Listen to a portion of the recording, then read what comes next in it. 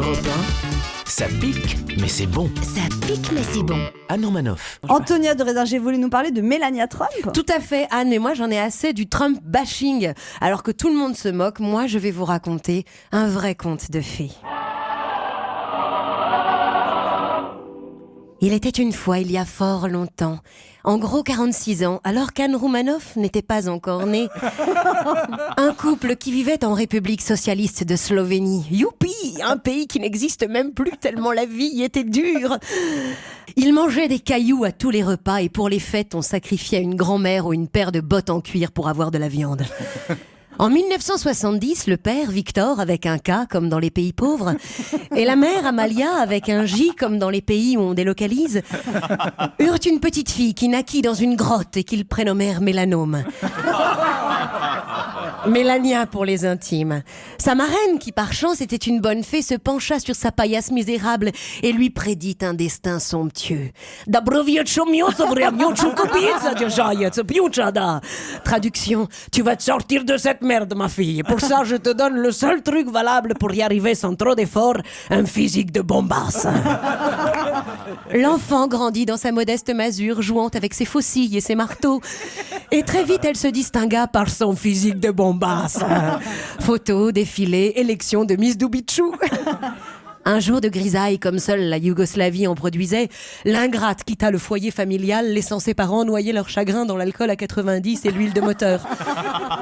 Elle partit sillonner l'Europe où très vite sa beauté incomparable se fit remarquer. Partout on voyait en couverture des magazines ses yeux azur, ses jambes de gazelle, ses seins dorés en silicone et ses dents en porcelaine et parfois même ses fesses qu'elle avait fort jolies. Un beau jour de l'an de grâce 1998, Donald, un cow-boy milliardaire déjà bien mûr au physique de vendeur dans une baraque à frites de la mer du Nord, croisa la route de la jeune beauté éplorée. « Pourquoi tu pleures? Why do you cry, baby? »« J'ai perdu mon petit chat. » Voyant la détresse de la jeune femme et son attachement pour le petit animal, il lui dit tendrement à l'oreille « I wanna grab you by the pussy. » Je vais t'attraper ta petite chatte. Quel chevalier! Il sortit son lasso, chevauchant à travers la prairie au milieu des coyotes et des crotales et hop, il ramena le petit félin. Pardon, il ramena le petit félin. Ah, puis l'amour fit le reste, séduite par le franc-parler de Donald, un peu aussi par les tonnes de bijoux dont il para, ses doigts, ses poignets, ses chevilles, son cou, ses oreilles, son coffre et d'autres lieux inconnus de son corps. Elle tomba follement amoureuse de son œil torve et de son compte en banque. Ils se marièrent et quelque temps plus tard, elle mit au monde un fils qu'ils prénommèrent Baron en l'honneur de Madame de Rothschild. Ils étaient heureux, riches et heureux, les salauds. Mais Donald s'ennuyait et voulait aussi devenir roi, démolir le bon roi Barack. Tu vois, Melania, I wanna be le roi du pétrole, le king du burger et surtout le roi des cons.